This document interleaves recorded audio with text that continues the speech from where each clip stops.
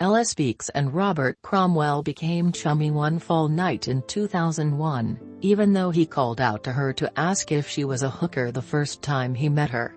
The two of them hooked up, smoked meth, ate fast food, and went to a few bars during their whirlwind romance. After that, she left him to care for her children, whom he raped and murdered. He also assaulted Ella Speaks and a friend with a pool cue. His claims of ineffective assistance of counsel and judicial abuse of discretion were rejected by the Arizona Supreme Court, which upheld his conviction and death sentence.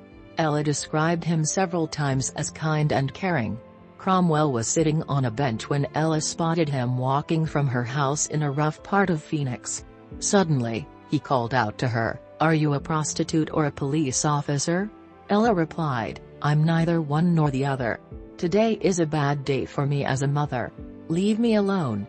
After Cromwell chased after her and apologized, Ella forgave him, and the two struck up a conversation. As she was walking toward a store, Ella saw some men off to her left and was almost relieved that Cromwell was going to walk with her to the store, the Arizona Supreme Court wrote last week. Cromwell walked Ella home and helped her put transmission fluid in her car. Afterward, she invited him to get fast food with her and her daughters. On the way to the restaurant, Cromwell entertained the children by singing songs, Ella testified at his trial. The group ate hamburgers, and then Cromwell and Ella set out for the bars. While they were drinking in the bar, Cromwell tried to kiss Ella on the lips, but she turned her head, and he pecked her on the cheek. "I can tell you didn't like it, but I will do it again," Cromwell said. "I don't think you will," Ella replied, and she noticed that Cromwell smiled as if he understood, and he apologized. After shooting some pool and filling out a couple of job applications, Ella and Cromwell went back to her place. It was about 1 a.m. since they were getting along so well, when Ella received a phone call a few minutes to come to the aid of two friends who were arguing. She felt comfortable enough to leave Cromwell alone with her 3 children, 11-year-old Stephanie Short and Stephanie's younger siblings, Amanda and Heather. Cromwell told Ella he would stay in her room while she was gone. She was out of the house for more than an hour. While her mother was out of the house, 9-year-old Amanda woke up when she heard Stephanie make a noise as if she was hurt, the girl testified later. In the bathroom, Amanda saw Stephanie standing in the bathtub, unclothed, while Cromwell, with socks on both of his hands, washed her with soap. Cromwell angrily told her to get back to bed each time.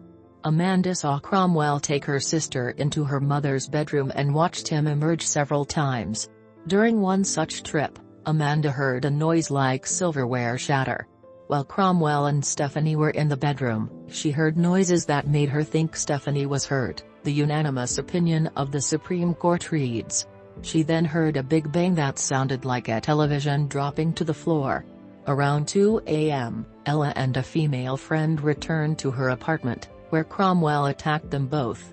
He ran from the apartment, being chased by Ella. When Amanda saw her mother chase Cromwell from the apartment and the friend lying on the floor with massive head trauma, she and her younger sister went to look for Stephanie. They found her in her mother's bedroom. A blanket covered her unclothed body from the waist down, and the television set was resting on her head. The two girls removed the set then ran to get help from the landlord downstairs. When police arrived, they found Stephanie's bloody and bruised body. She had visible wounds on her face and blood coming out of her nose and lips and out of her mouth. The bedding was also blood-stained. The responding officer checked to see if Stephanie was breathing and had a pulse, feeling a weak pulse in her neck. He also felt her chest rising, indicating that she was breathing. Visible evidence of severe vaginal trauma indicated that Stephanie also had been sexually abused. She stopped breathing by the time paramedics arrived. The EMT saw that she had suffered a massive head wound and at least 11 stab wounds to her back. She was pronounced dead at Good Samaritan Hospital in Phoenix. The medical examiner performed an autopsy on Stephanie's body. Based on the injuries, he determined Stephanie had received a minimum of 5 blows to the head and 13 stab wounds to the back. Cromwell was quickly arrested, indicted, and tried. He was convicted in February 2003 and sentenced to death.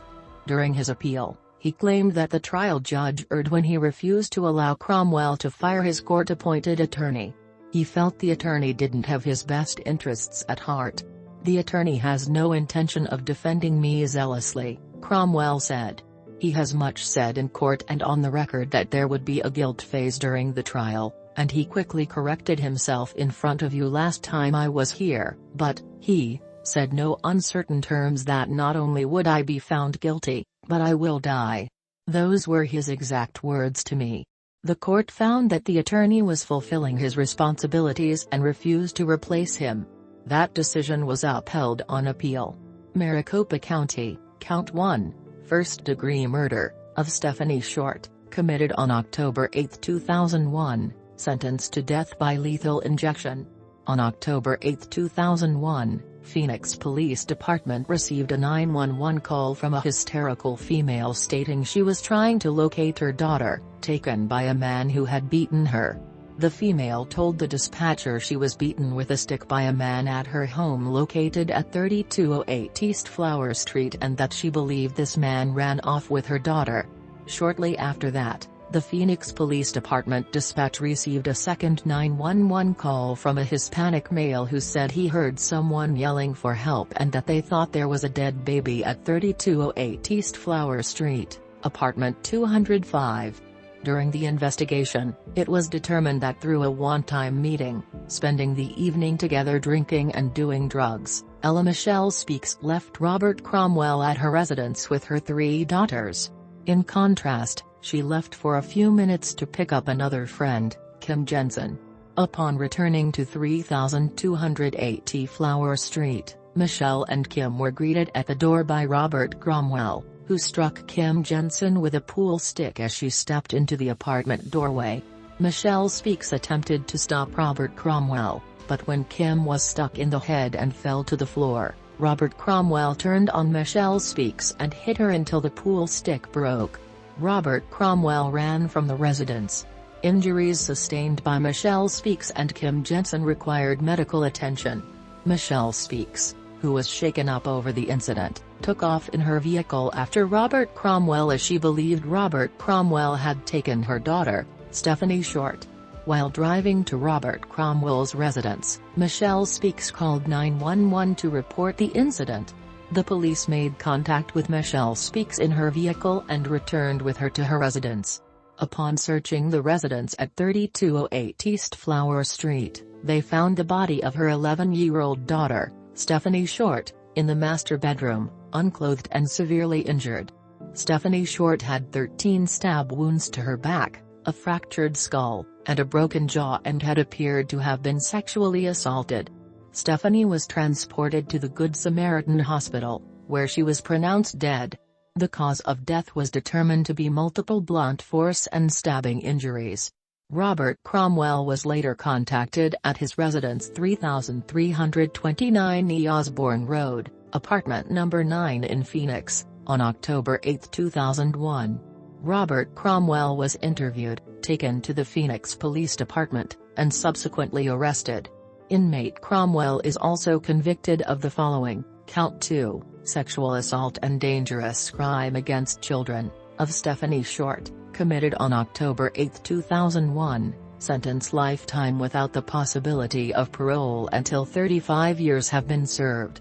Counts 3 aggravated assault, Ella Michelle Speaks, committed on October 8, 2001, sentence 10 years. Counts 4 aggravated assault, Kim Jensen, committed on October 8, 2001, sentence 10 years.